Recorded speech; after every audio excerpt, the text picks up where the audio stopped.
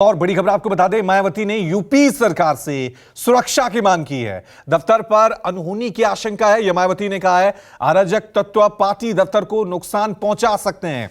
Samajwadi party दलित विरोधी है, यह मायावती ने कहा है। तो यह बड़ी खबर यूपी की सियासत से जुड़ी हुई हम आपको बता रहे हैं, जहां पर मायावती ने यूपी सरकार से सुरक्षा की मांग की है और कहा है कि अराजक तत्व पार्टी दफ्तर पर हमला कर सकते हैं। समाजवादी पार्टी दलित विरोधी है। ये जो लाइन उन्होंने यूज की है, ये किस तरफ इशारा कर रहा है, ये अपने आप में बहुत कुछ बयां कर रहा है। तो मायावती ने यूपी सरकार से सुरक्षा की मांग की है, जिसमें वो कह रही हैं कि बीएसपी के दफ्तर पर कोई बड़ी अनहोनी, बड़ा अटैक हो सकता है। अराजक तत्व जो हैं पार्टी दफ्तर पर हमला कर सकते हैं। उसके बाद वो समाजवादी पार्टी का नाम लेती हैं और कहती हैं कि समाजवादी पार्टी दलित विरोधी है।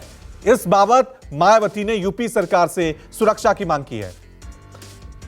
चलिए इस खबर पे और ज्यादा अपडेट के लिए सीधा रुख करते हैं मेरे सहयोगी अशोक तिवारी का। अशोक, क्या कुछ जानकारी मिल पा रही है? अपने आप में मायावती कह रही हैं कि हमें सुरक्षा चाहिए और नाम ले रही हैं समाजवादी पार्टी का।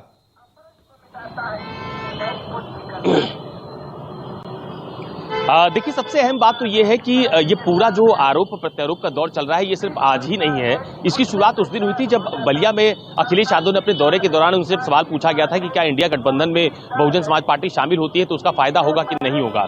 तो उस वक्त अखिलेश यादव ने यह कहा था कि उसके बाद का भरोसा कौन दिलाएगा, यानी कि मायावती की राजनीतिक विश्वसनीयता पर एक बड़ा सवाल अखिलेश यादव ने अपने बलिया दौरे के दौरान उठाया था। और उसके बाद कल ही मायावती ने उनके उस बयान का जवाब देते हुए कहा था कि पहले वो अपने गिरेबान में झांक के देखे, उनकी बीजेपी से नजदीकी ज्यादा है और बीएसपी पर अनर्गल आरोप ना लगाए जाएं। और उसके बाद आज मायावती की तरफ से एक ट्वीट किया गया है जिसमें कई गंभीर आरोप समाजवादी पार्टी पर लगाए गए। उन्होंने लिखा है कि पार्टी का जो स्टेट का दफ्तर है बहुजन समाज पार्टी का माल एवेन्यू में, उसके ठीक ऊपर एक पुल निर्माण करवाया था समाजवादी पार्टी की सरकार के दौरान।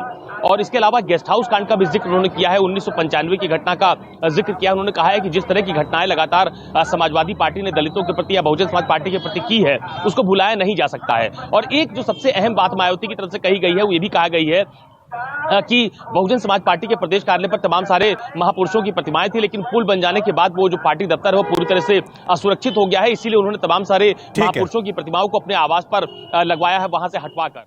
ठीक है। तो क्या ये सियासत है या वाकई में मायावती को सुरक्षा चाहिए? आने वाला वक्त बताएगा। खबरों में आगे बढ़ते हैं। पीएम मोदी पर टिप्पणी के बाद मालदीव सरकार ने एक्शन लिया। ये बड़ी खबर आपको बता दें। मालदीव सरकार ने मंत्रियों के बयान को निजी बयान बताया है। मालदीव सरकार ने 3 मंत्रियों को सस्पेंड कर दिया है।